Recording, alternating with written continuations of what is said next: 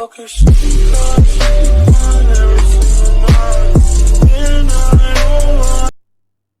friends, welcome to English Shorthand. Today we are providing you 100 word per minute Vice President speech at National Assembly of Comoros, coming your way in 5 seconds.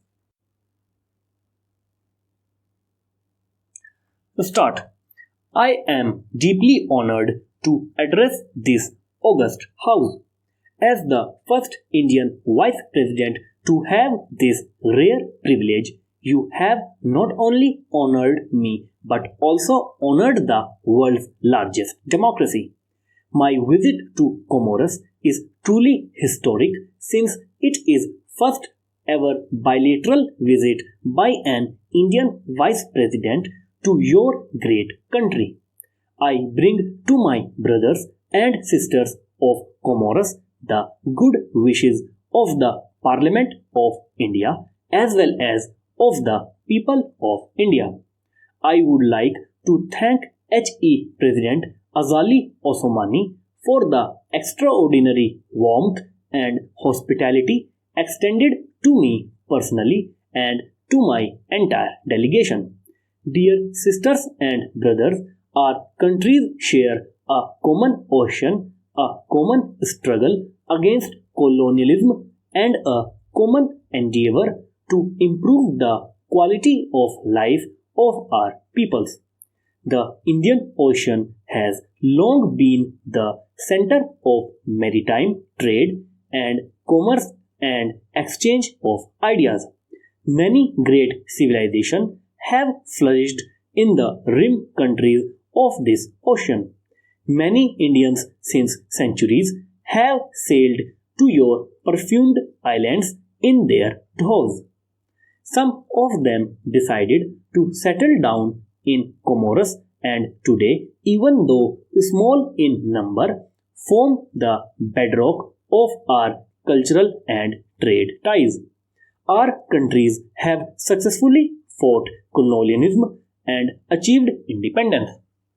It is indeed an emotional moment for me to come to Comoros today as India and the world remembers Mahatma Gandhi, the iconic Indian leader who galvanized the people of the country and garnered worldwide support for the cause of Indian independence.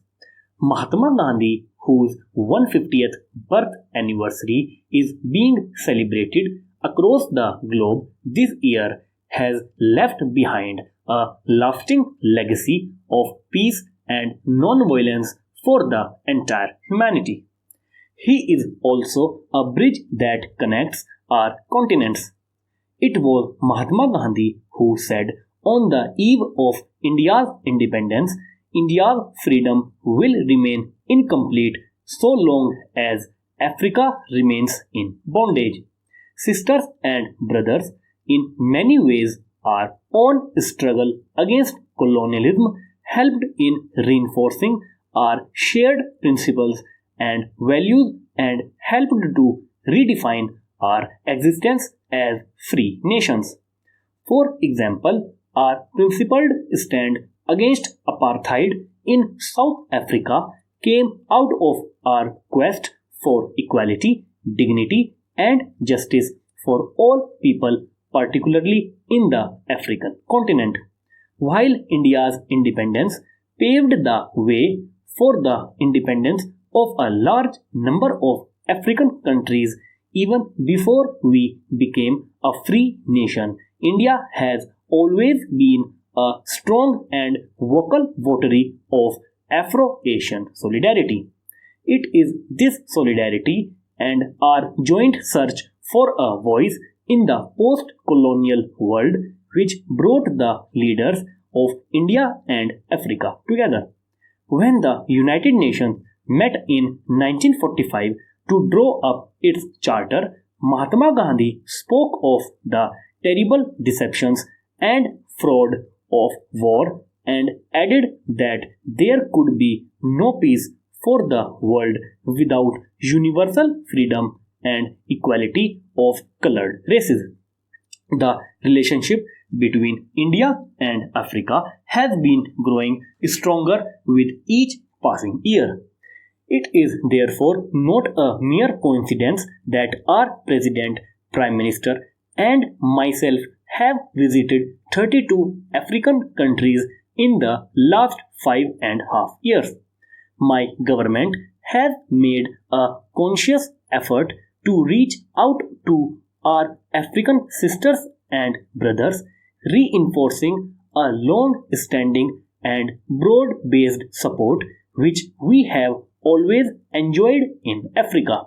In the last 5 years or so, we have received nearly 100 heads of states and heads of governments from Africa in India, including more than 40 heads of states and heads of governments during the India-Africa Forum Summit 3 in 2015. We also had the privilege of having President Azali Osomani and several other leaders from this continent in the International Solar Alliance founding conference in March 2018 in New Delhi. We deeply value the friendship that we have built with our African counterparts. India's general parliamentary elections in April-May 2019 with an electorate of 900 million was the world's largest democratic exercise. We are sharing our experiences of election management with several countries in Africa. Several parliamentary delegations as well as officials visit our Parliamentary Research and Training Institute for Democracies, Pride erstwhile BPST. Government of India has adopted the vision of Sabka Saath, Sabka Vikas, Sabka Vishwas, which means collective efforts, inclusive growth with everyone's trust.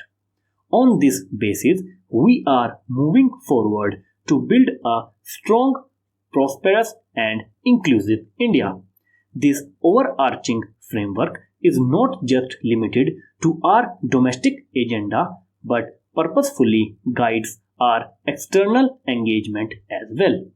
We remain committed to work with you to meet the aspirations of your people in accordance with the principles of South-South cooperation.